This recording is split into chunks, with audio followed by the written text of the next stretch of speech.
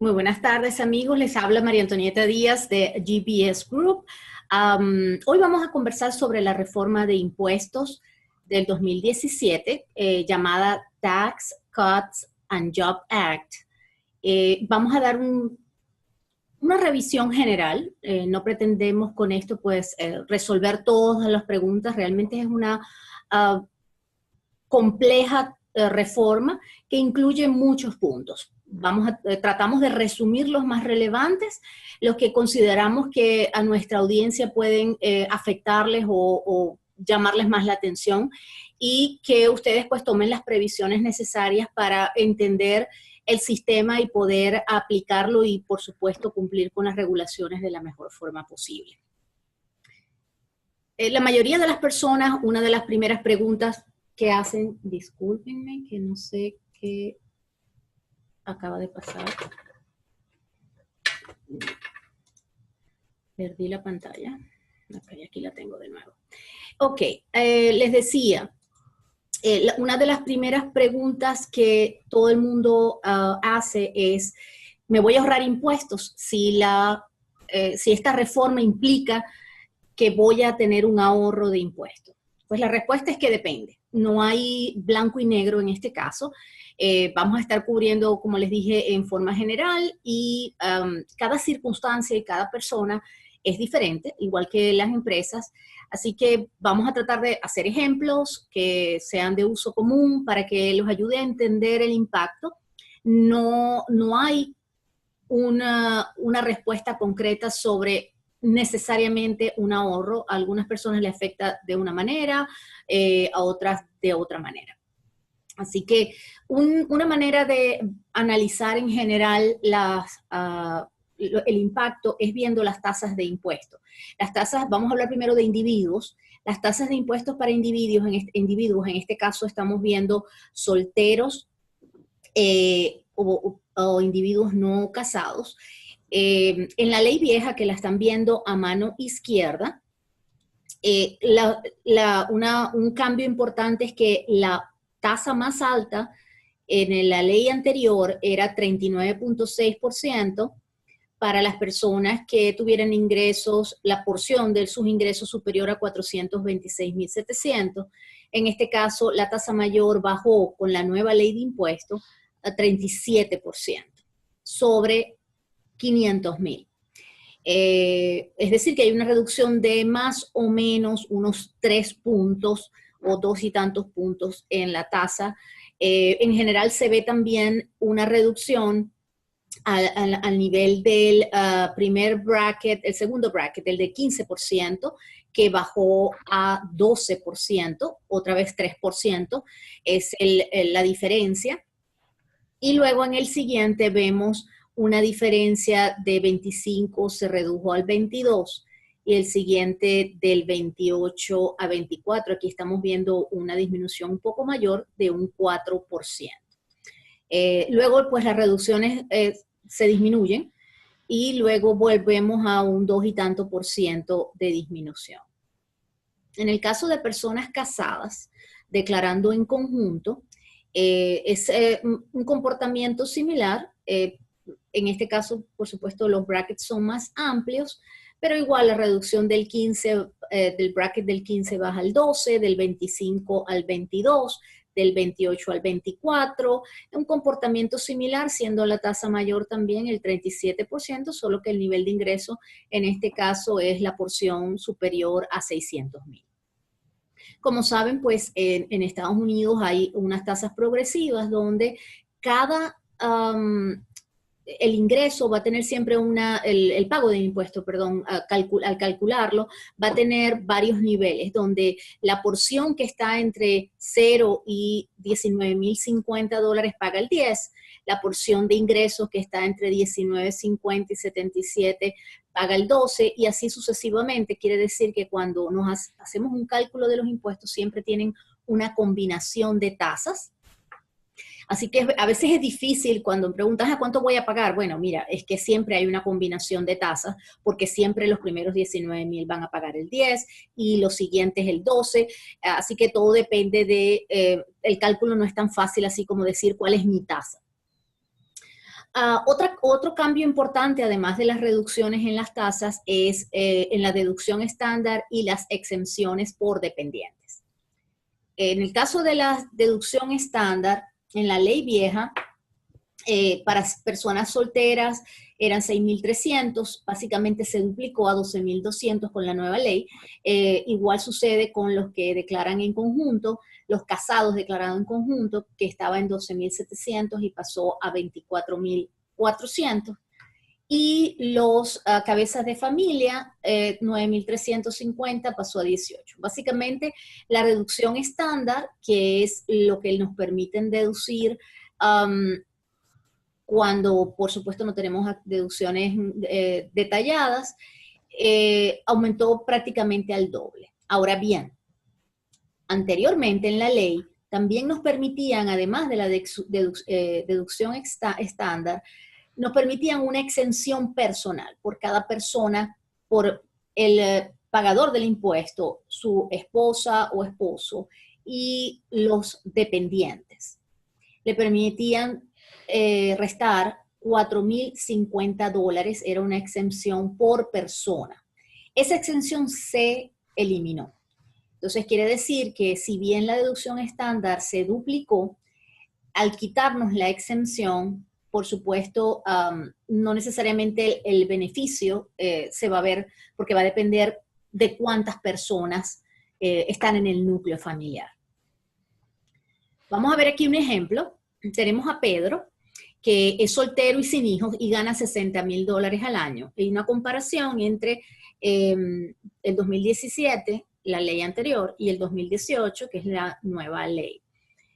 Como podemos ver aquí, hay una reducción del impuesto a pagar de 3 puntos. 16% de la tasa efectiva en el 17, en el 18 sería el 13%. Básicamente está influida por la duplicación de la deducción estándar, aunque pues no tiene la exención personal, pero es una sola exención personal, entonces el efecto de la deducción estándar es un efecto que, y por supuesto el efecto de las tasas, hace que la persona tenga que pagar un 3% menos de impuestos. Ahora vamos a ver el ejemplo de una pareja, Carlos y María, que están casados y tienen 4 hijos y ganan la misma cantidad de dinero que gana Pedro, que es soltero y no tiene hijos. $60.000. Para el 2017, Carlos y María tenían una deducción estándar de 2.700 que se duplicó básicamente para el 18. Ahora bien, ellos tenían exenciones por persona en su núcleo familiar, que en este caso eran 6, porque tienen 4 hijos y ellos 2, Carlos y María, y podían deducir $4.050 por cada persona. Eso se va a 0. Entonces eso implica indudablemente que su base imponible es mayor para el 2018 que para el 2017. Lo que hace que al final su pago de impuestos se vea solamente pues afectado por muy poco. Básicamente tiene el mismo 7% que es su tasa efectiva, así que para ellos el efecto es básicamente 0 debido a la conformación de su núcleo familiar. Por eso es que les mencionaba inicialmente que no para todo el mundo va a tener un impacto similar. Otras deducciones que sufrieron modificaciones son las deducciones de impuestos estadales. Esta deducción, la idea era que se eliminara, sin embargo, pues se logró que sobreviviera, pero la redujeron sustancialmente.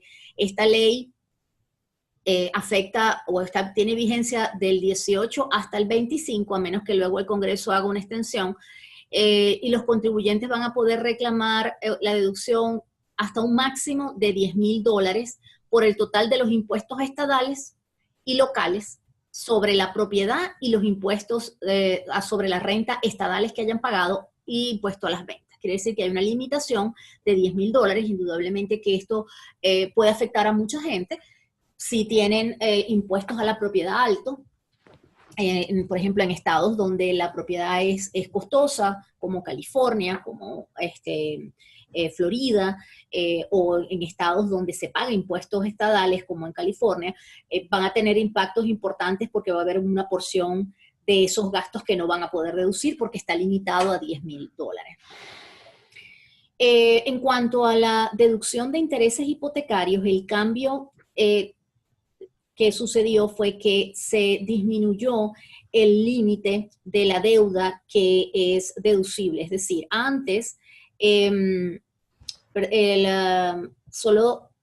antes se podía deducir hasta 1 millón y ahora son 750,000. Es decir, que si yo tengo un préstamo hipotecario sobre mi vivienda, y sobrepasa $750,000 ese préstamo, los intereses que va a producir es hasta el monto que se generen por los $750,000. Así que bueno, hay un contingente de gente importante que se va a ver afectado. Otros cambios son la deducción de los intereses por líneas de crédito, home equities. Líneas de crédito sobre su vivienda. La nueva ley suspende la deducción de intereses sobre las deudas de capital de la vivienda para el periodo de vigencia. Sin embargo, pues los intereses de deudas que sean con garantía hipotecaria y que con ciertos propósitos específicos se van a poder deducir algunos, así que ahí sí son unas reglas bastante complejas, así que les recomiendo que consulten con su contador o nos llamen y con gusto les damos más detallada información sobre este punto y sobre, en particular, su situación. La deducción por gastos médicos también sufrió. Para el 17, para poder deducir los gastos de salud, eso implica seguro médico, eso implica gastos de medicinas, lentes, ortodoncia, dentista, en fin, todos los gastos médicos que tenga el núcleo familiar, tienen unas limitaciones para ser deducibles y hasta el 2018 se mantiene la base sobre lo que se llama el Adjusted Gross Income, que es el ingreso que se calcula para efectos de impuestos, el ingreso gravable, y lo que sobrepase ese Adjusted Gross Income va a ser deducible el 7.5%. Ahora bien, en el 19 ese umbral lo aumentaron al 10%. Entonces, solo lo que pase, el 10% de su Adjusted Gross Income es lo que va a poder deducir. Así que, bueno, eso implica indudablemente que es más difícil llegar a ese umbral de gastos y va a ser menor la deducción que se va a poder tomar. En el caso de otras deducciones que se pueden tomar, que están sujetas a un piso del 2% del Adjusted Gross Income, también sufrieron algunas modificaciones. Hay algunas en el caso que se están eliminando o se están reduciendo. Ahí se incluyen gastos reembolsables que hacen los empleadores, perdón, que no reembolsan los empleadores a los empleados, otros gastos de inversión y honorarios profesionales. Quiere decir que si usted es un empleado y trabaja desde su hogar, también esa deducción está afectada. Así que les recomiendo que si este es un área que les preocupa, pues hagan las consultas debidas porque va a tener impacto en sus declaraciones. Continuamos con deducciones, los daños por siniestros personales y robo. Para esta nueva ley, la deducción se suspende, excepto en los casos en que haya un evento que haya sido oficialmente declarado como desastre por el gobierno de los Estados Unidos. La deducción por donaciones, el límite de deducción por donaciones en efectivo a organizaciones benéficas públicas se eleva al 60% del Adjusted Gross Income, del ingreso gravable, que era el 50% anteriormente. Sin embargo, se eliminan algunas deducciones que se permitían, como pagos realizados a cambio de derechos de asientos en eventos deportivos universitarios. O sea que no todas las donaciones que ustedes van a ser deducibles. Así que hay un punto también importante para tomar en cuenta. Otras relevante cambio es la eliminación de deducciones detalladas. Bajo la ley, pues ciertas deducciones se redujeron en un 3% del monto del Adjusted Gross Income. Así que igual, todo lo que tiene que ver con deducciones, les recomiendo pues que lo revisen con su contador o que nos consulten para ver qué les aplica exactamente en el caso particular. Otro cambio importante es la penalidad del seguro de salud. A partir del enero del 2019, esta penalidad se eliminó. Así que no aplica la penalidad por no tener seguro de salud. La exención de impuestos al patrimonio, es decir, cuando una persona fallece, lo que es conocido como estate tax, también hubo un cambio significativo. Para el año 2000, hasta el año 2017, la exención era 5.5 millones. Para el 18 pasó a 11.180.000. Y para el 19 es 11.400.000. Así que iba a seguir pues escalando como lo hacen normalmente anualmente. Así que pues ahí hubo un cambio sustancial que prácticamente duplicó la exención. Ahora hablemos un poco de cómo afecta esta nueva ley a los dueños de negocios. Los dueños de negocios, en este caso vamos a hablar de firmas unipersonales y entidades que no tienen personalidad desde el punto de vista de impuestos, sino que sus socios son los que pagan los impuestos. Estamos hablando de sociedades como LLCs que son tratadas como sociedades o partnerships, o S Corporation. En este caso, hay un crédito que es el Qualified Business Income. Ese es un porcentaje que van a poder restar de sus ingresos, siempre y cuando pues, se cumplan con los montos máximos de ingresos. En el caso de los ingresos tienen que ser para personas casadas, declarando en conjunto, hasta $315,000, van a poder tomar el 20%, de ahí el resto, de ahí va a ir disminuyendo. Y para personas solteras o declarando por separado o cabezas de familia, es hasta $157,500. ¿Cómo funciona esta deducción del 20%? Ponemos un ejemplo, una persona que tiene, Isaac, que tiene una venta de zapatos con una S Corporation. Él tiene unos ingresos de $60,000 que se los pagó la S Corporation, y además de esos ingresos tiene el ingreso que vino con su K1 en la S Corporation, y tiene un ingreso de $250,000 por su negocio. Quiere decir que su total de ingreso es $310,000.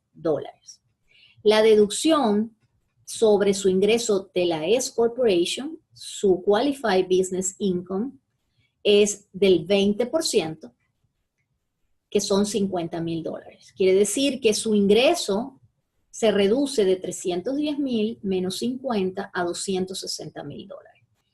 Este crédito básicamente lo que busca es de alguna manera equiparar la reducción importante que hubo en las tasas con respecto a las corporaciones.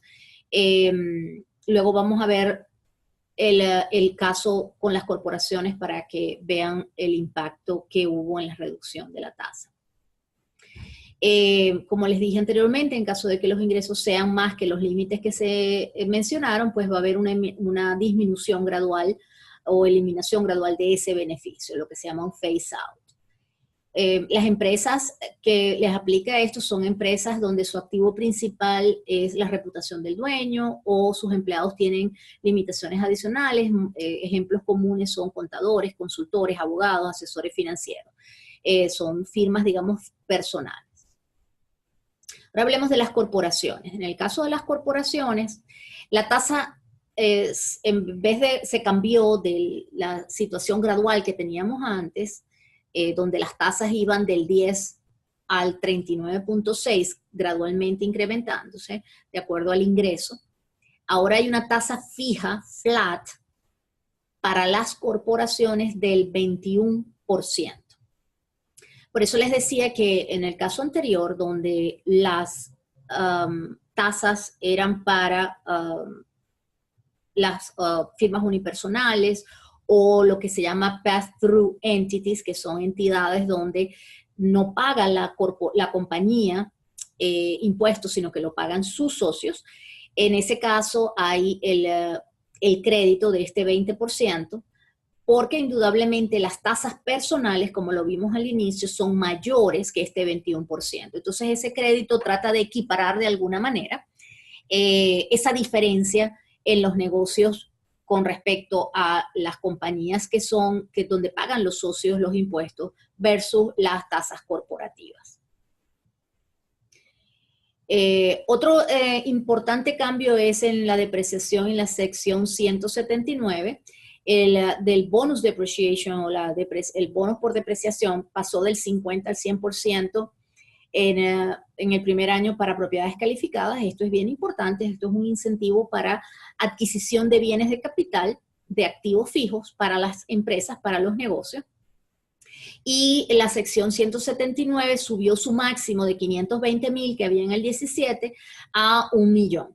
Quiere decir que pues, es un incentivo para que las empresas inviertan en activos y puedan deducir en el primer año la totalidad del monto invertido como un gasto deducible. Así que es bien interesante que puedan aprovecharlo si su empresa necesita comprar activos, muebles,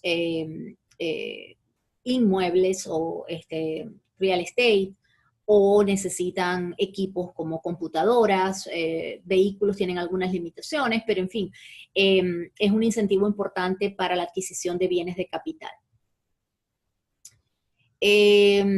Deducciones en cuanto a las corporaciones.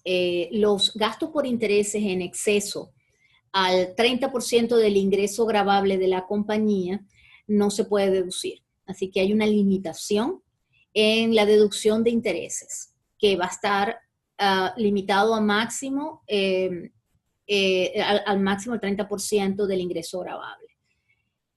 Las pérdidas netas acumuladas no se va a poder hacer carry back, solo carry forward, es decir, que no podemos echar para atrás en años anteriores, o sea, utilizar las pérdidas de hoy en años anteriores, que antes era factible, sino que solo podemos llevarlas hacia adelante, carry forward, o sea, podemos solo deducir hacia adelante.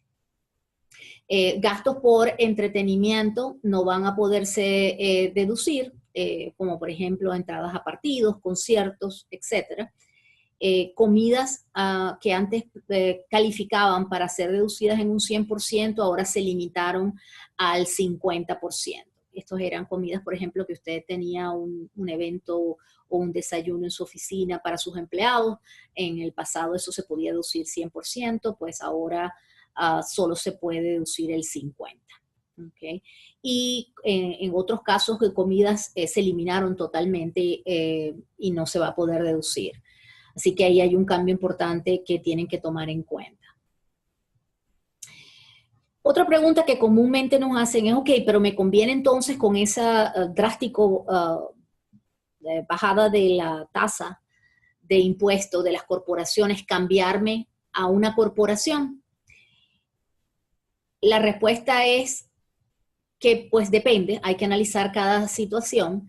Lo más probable es que no. Sin embargo, si esto tiene doble efecto, es decir, hay personas o empresas que tenían tasas bajas que ahora con el 21% van a tener una tasa más alta.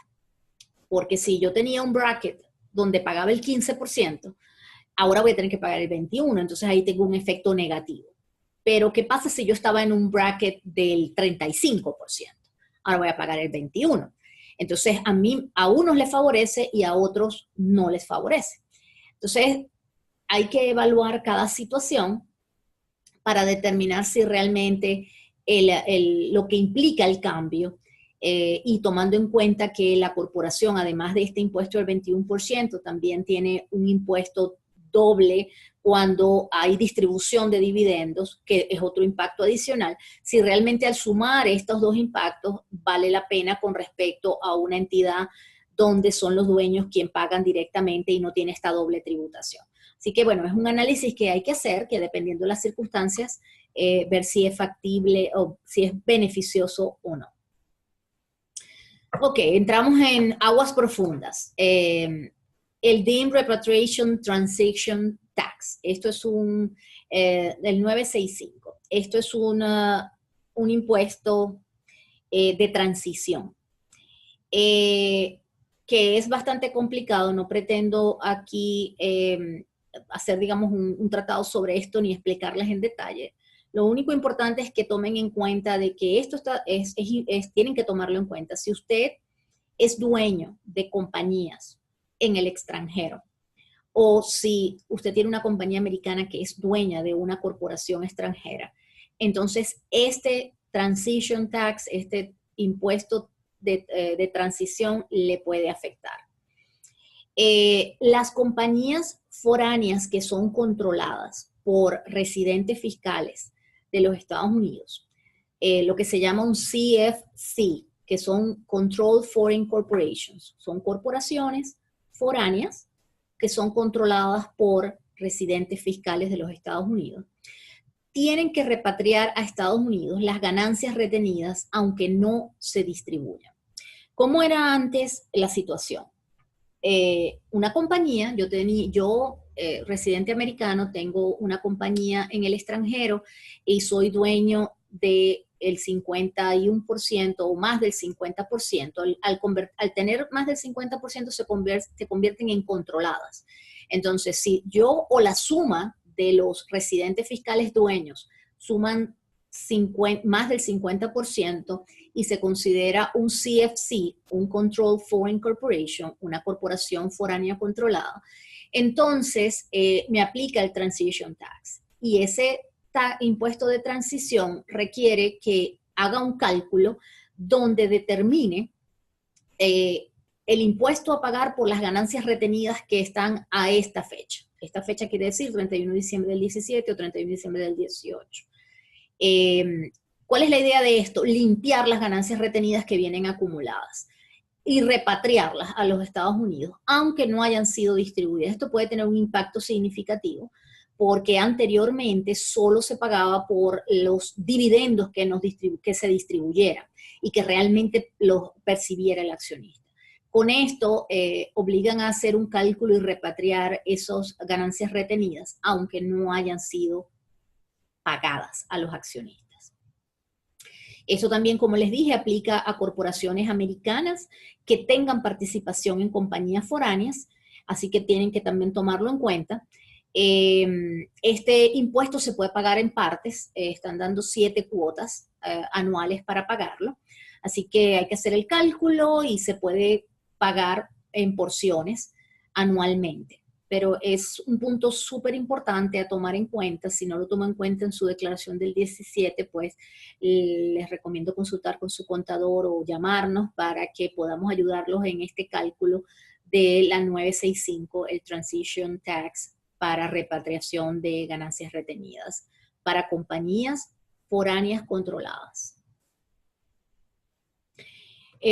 Como les dije y les he dicho en varias oportunidades durante el webinar, la mayoría de estas provisiones tienen una expiración en el 2025. Se espera que pues antes de esa fecha tengamos o una extensión o otra reforma que alargue pues muchas de las provisiones o las cambie o en fin, dependiendo de las circunstancias políticas y económicas del país en ese momento. ¿Cuáles son las expectativas para la nueva temporada de impuestos? Como esta regulación que fue firmada a finales del año 2017, hay muchas cosas todavía que no han sido definidas en su totalidad o interpretadas en su totalidad para ser implementadas. Así que preveemos que la IRS va a tener muchos problemas con la implementación de los nuevos cambios, porque además es una modificación sustancial de muchas cosas. Normalmente la IRS comienza a aceptar envíos electrónicos de declaraciones alrededor del 20 de enero y empieza a hacer devoluciones el 20 de febrero. Esperamos que este año las fechas no puedan ser cumplidas. Creemos que va a haber un retraso de parte del IRS por todas las implementaciones nuevas que tienen que hacer. También preveemos que incluso los proveedores de sistemas de preparación de impuestos van a tener complicaciones en la implementación. Así que esperamos que va a ser un momento de transición complicado, por eso les recomendamos que comiencen a hacer sus declaraciones con tiempo, para que puedan tener una idea más clara, tener la información lista y poder no estar dando carreras a última hora. Siempre recuerden que planificar y hacer con tiempo va a ser mucho mejor que tener que correr a última hora. Ahora pues se abre una sesión de preguntas y respuestas que pueden hacerla en el chat y con mucho gusto pues vamos a responderlas, a tratar de responder todas sus dudas y preguntas. En su pantalla debe haber un botón de Q&A, preguntas y respuestas, que pueden utilizar para escribir sus preguntas.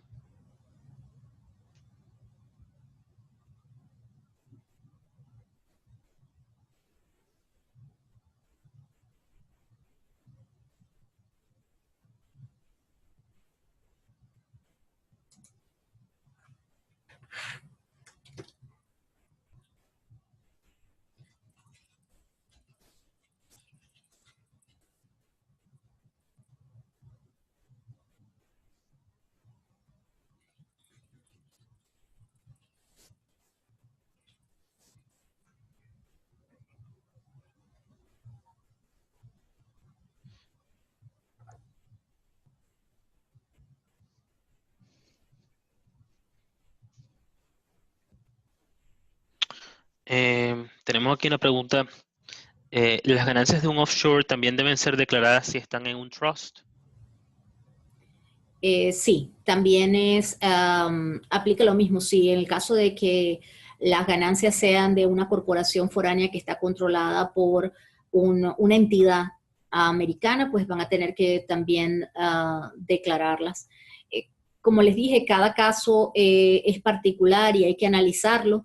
Les recomiendo que si tienen estructuras como un trust, hagan sus preguntas individualmente para que podamos analizar de acuerdo a la estructura y la realidad de su situación y poder entonces apoyarlos en cuál es la mejor manera y estar seguros de que están reportando adecuadamente lo requerido.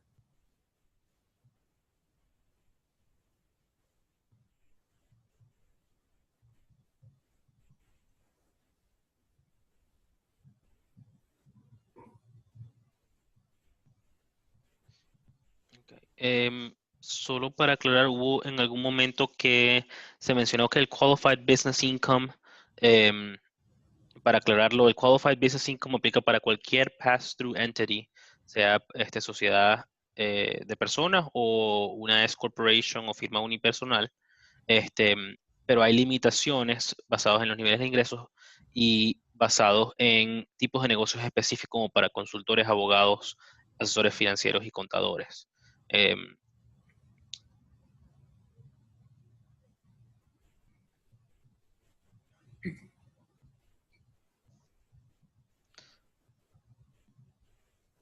Aquí hay otra pregunta, a ver, ¿los dividendos distribuidos de una corporación al individuo suman en la 1040 como un ingreso más del individuo y va a la escala?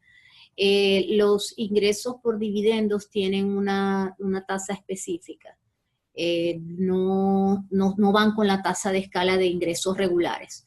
Entonces, los dividendos, dependiendo, ahí hay implicaciones que depende de la nacionalidad, si hay un tratado entre la nacionalidad de los dueños.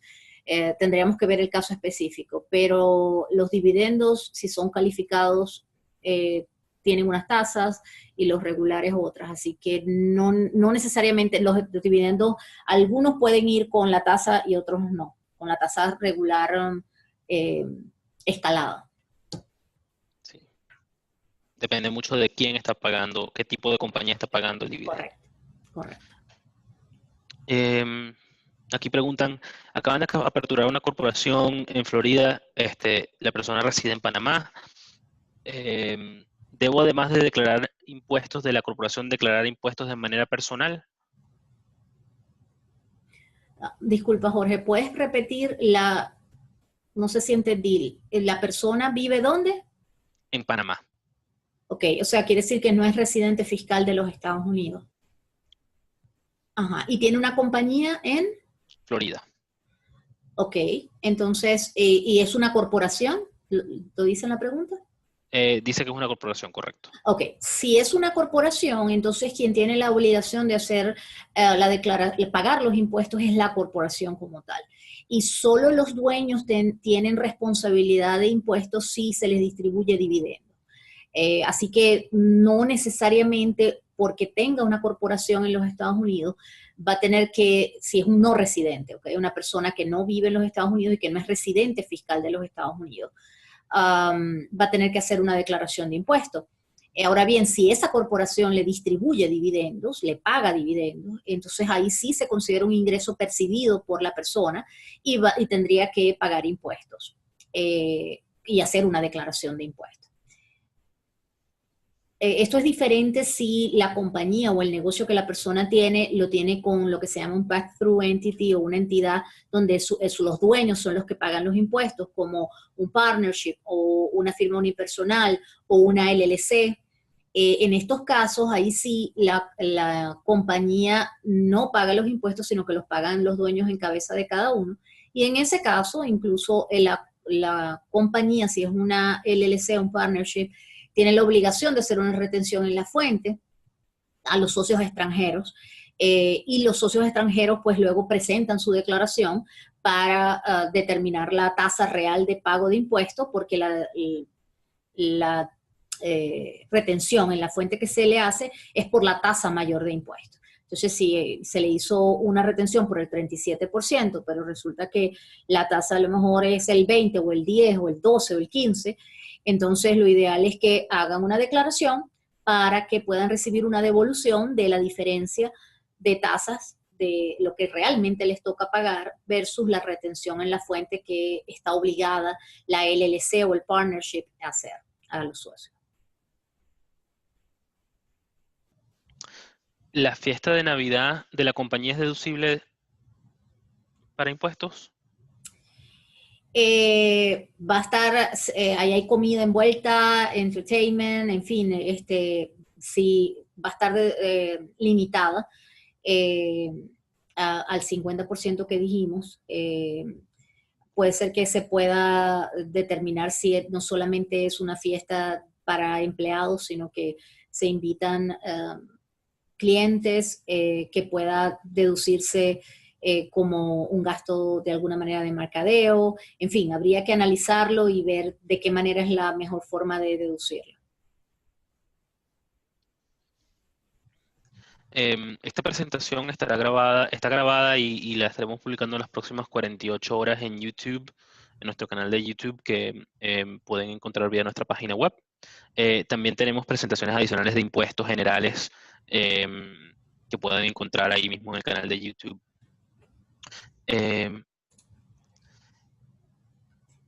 Si tenemos aquí otra pregunta, si otra compañía, si una de las compañías controladas tiene tratado con Venezuela, existe un tratado para evitar la doble tributación, igual y aplica pago de impuestos sobre las ganancias no distribuidas.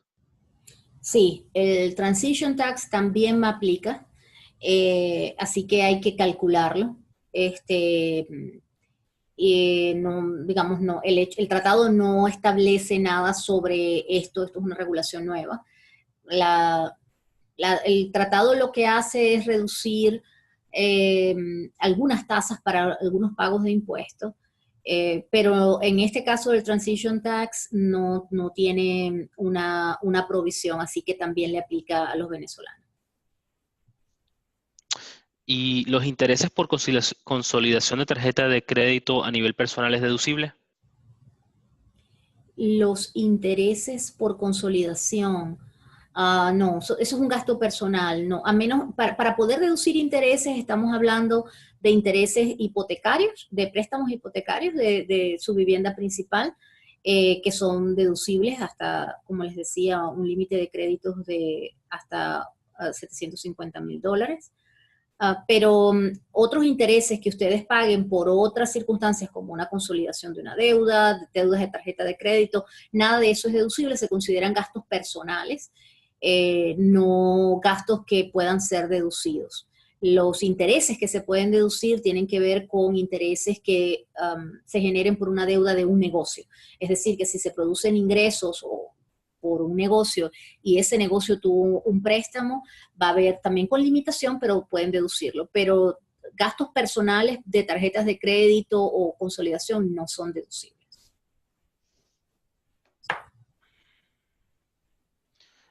Bueno, y una última pregunta. Para un residente fiscal del exterior, quien alquila un inmueble en la Florida, ¿ese alquiler tiene alguna retención o paga su income tax a tasa fija? Si el inmueble es un extranjero, es decir, un no residente fiscal de los Estados Unidos, tiene la obligación de presentar una declaración de impuestos y declarar los ingresos y, por supuesto, también los gastos que eso implique. Adicionalmente, tiene que calcular la depreciación, que también es un gasto deducible, y pagar los impuestos a título personal. Las tasas de impuesto para personas naturales son exactamente iguales las que vimos de los residentes. No hay, digamos, cambios, solo que los extranjeros o no residentes fiscales no pueden hacer declaración en conjunto, por tanto las tasas de lo que se llama casados declarados en conjunto no están, le va a tocar las tasas de declarando por separado o de soltero. Pero son exactamente las mismas tasas, es decir, que va a ser una tasa progresiva de acuerdo al nivel de ingreso neto que le dé, luego que a los ingresos por alquileres le reste todos los gastos que han implicado ese alquiler. Eso incluye, si tienen un préstamo, los intereses de esa hipoteca sobre el inmueble, eso incluye la asociación, incluye reparaciones, incluye los impuestos sobre la propiedad que hayan pagado, en fin, todos los gastos que implique que les haya generado esa propiedad, además de la depreciación, y si les da ganancia, pues van a tener que pagar el impuesto respectivo. Esa es una pregunta que frecuentemente nos hacen, y no solo eso, sino que nos conseguimos con mucha gente que cree que por el hecho de no vivir aquí no tienen obligación de reportar o hacer una declaración. Cuando uno es no residente de los Estados Unidos, uno tiene la obligación de declarar cualquier ingreso que se genere dentro de Estados Unidos, o el alquiler o la renta de un inmueble situado en los Estados Unidos es un ingreso generado en los Estados Unidos y por ende tienen la obligación de declararlo.